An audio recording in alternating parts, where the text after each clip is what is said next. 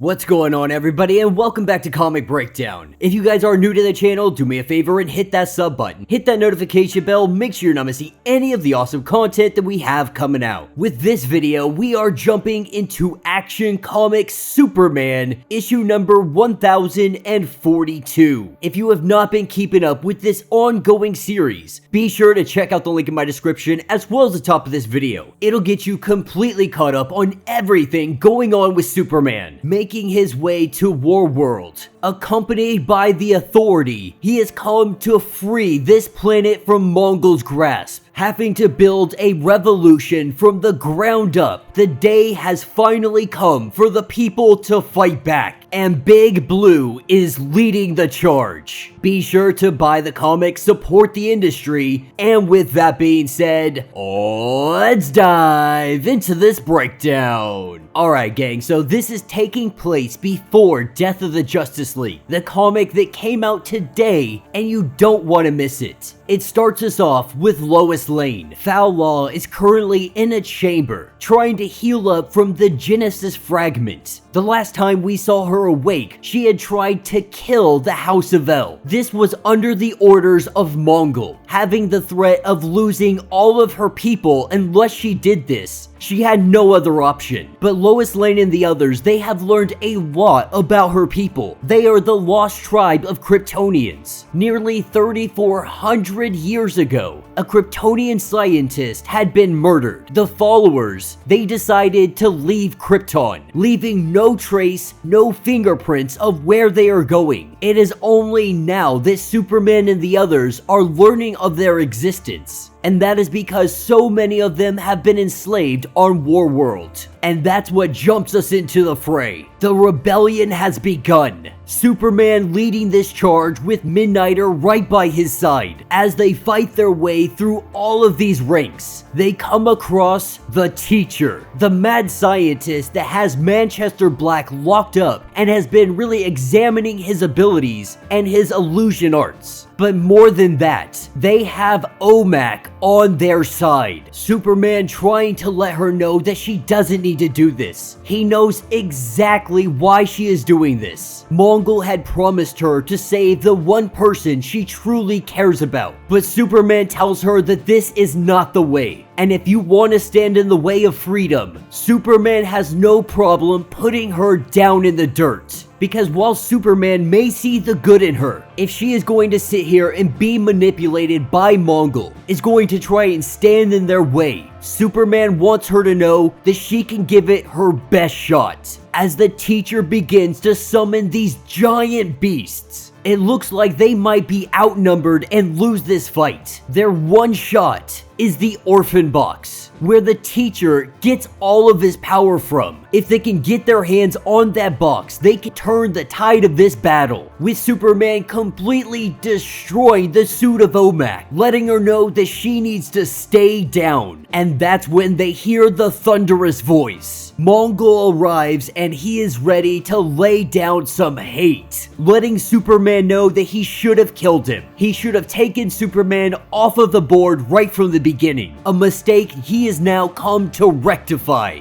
As this fight begins to break out, Mongul has believed this entire time, all of these people, all of these prisoners, they are lesser creatures. Because of this, he has believed that Superman will always lose. The problem with this is Mongul has underestimated their abilities. Though they may not have the power of gods, no super strength, no heat vision, no ability to fly, they have hope, they have heart. And this is all they need to continue fighting on. That Mongul's blindness is what is going to be his downfall. Unable to see what Superman sees in these people. Superman making his way through the battlefield. Reaching up, he is able to grab one of these orphan boxes. And from that box, we see a giant blinding blue light, taking us back down to Earth. We have Lois Lane trying to find a solution to Foul Law, currently going through withdrawals because of the Genesis fragment. They need to introduce her to just a little bit as she goes through these withdrawals so it doesn't kill her. Lois Lane being the one person to know where Clark Kent would hide this fragment. And that's what takes us to Steelworks HQ, laboratory of John Henry Irons. While Superman has been away, John Henry has been working with great effort to try to figure out everything that this thing has to hide, unlocking all of its secrets. And through his course of experimentation and observation, he believes that they are dealing with some kind of sentient energy. As they sit here observing this fragment, the same blinding blue light that Superman had just had, we see this fragment copy, and through it, we can hear Superman saying, "That's why we'll win." Knowing that that is the voice of Clark, not sure exactly what the heck is going on, they know that whatever is happening with Superman, it's gotta be big. And that will be the end of this issue.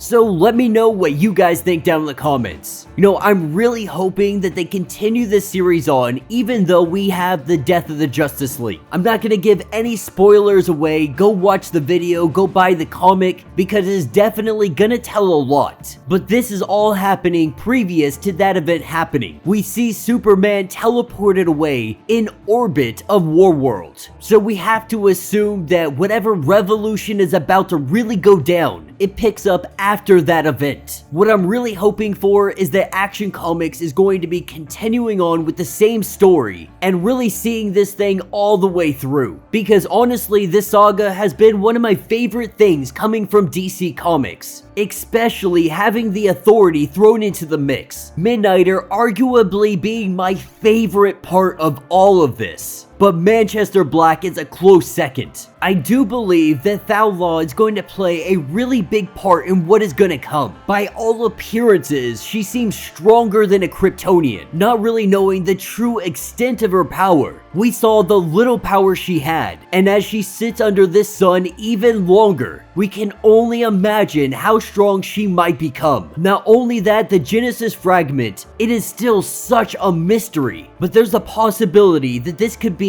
a living form of energy that is connected to the source. That could explain why it is so powerful. But yeah, I'm excited to see all of this unfold and see where they're going to be taking this. I know a lot of people haven't been happy with the idea of Clark Kent not on Earth, with Jonathan taking over, so on and so forth. But it's nice to see Superman out of his element and truly inspiring some hope in people that really need it. This whole time, the lost Kryptonian tribe, they believed that Superman would come and be their savior. And though this is partially true, the truth of the matter, these people had the ability to free themselves the entire time. They just needed that symbol of hope, that last push, to make them start their revolution. But let me know your thoughts, let me know your theories. If you would like to support the channel, you can always do so by hitting the Super Thanks button. This button will let you donate directly to the channel, and every little bit helps us out. If you can't do that, do me a favor, subscribe to the channel, like this video, hit that notification bell, and until the next breakdown.